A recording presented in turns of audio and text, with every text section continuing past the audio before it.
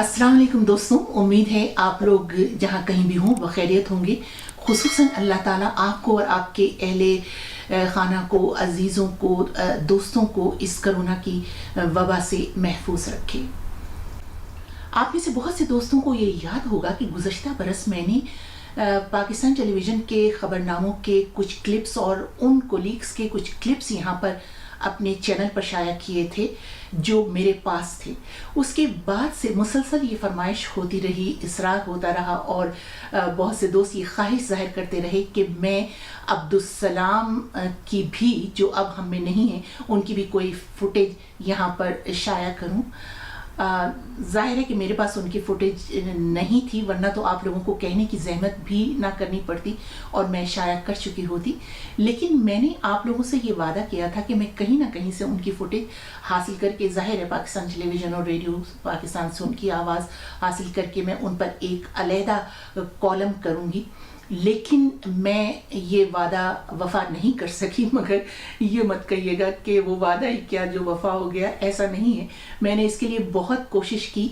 मैं जब पाकिस्तान गई तो मैं ख़ास तौर से पाकिस्तान टेलीविज़न के न्यूज़ रूम में गई। वहाँ पर डायरेक्टर न्यूज़ और भी जो अमले के लोग थे उनसे मैंने बहुत दरख्वास्त की कि मुझे अब्दुस्सलाम की कुछ थोड़ी सी, चंद सेकंड की ही सही, कुछ थोड़ी सी फुटेज चाहिए।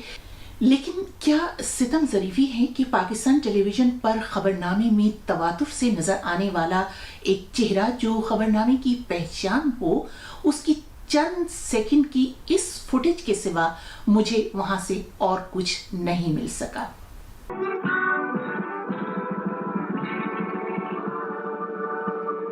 अस्सलाम वालेकुम। पहले अहम खबरों का खुलासा। रेडियो पाकिस्तान के शोबे खबर से हफ्ते में तकरीबन 6 दिन उनकी आवाज़ मुल्क के तूलो अर्ज में नशर की जाती थी, उनके मद्दाह सुनते थे।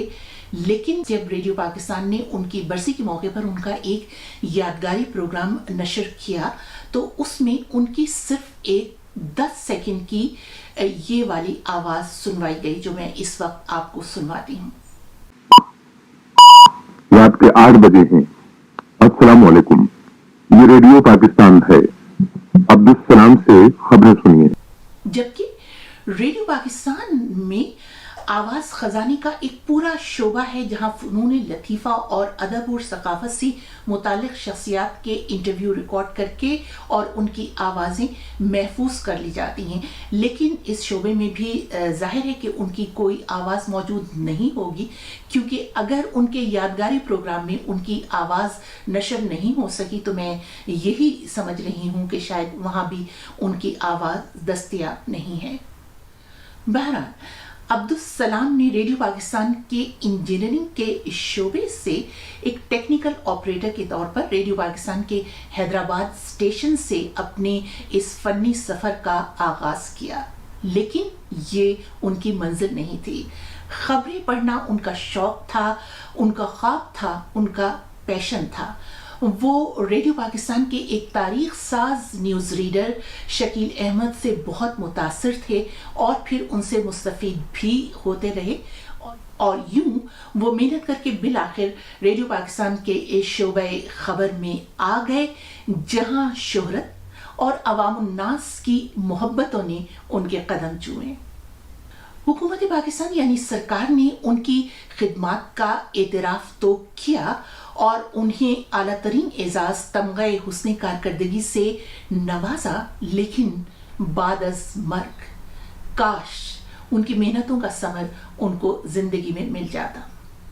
दोस्तों, खबरनामे का शेड्यूल कुछ इस किस्म का था कि मैं और अब्दुस्सलाम बहुत कम साथ हुआ करते थे, लेकिन जब भी हम खबरनामे में साथ हुए और उनसे मेरी मुलाकात हुई, मैंने उन्हें बहुत नफीस, मुनकसिरुल मिजाज, सादा और संजीदा शख्स पाया। जहाँ तक खबरों का ताल्लुक़ है तो खबरों के लिए वो इंतहाई मौजू आवाज़ और बहुत शुस्ता लबो लहजे वाले एक प्रोफेशनल इंसान थे।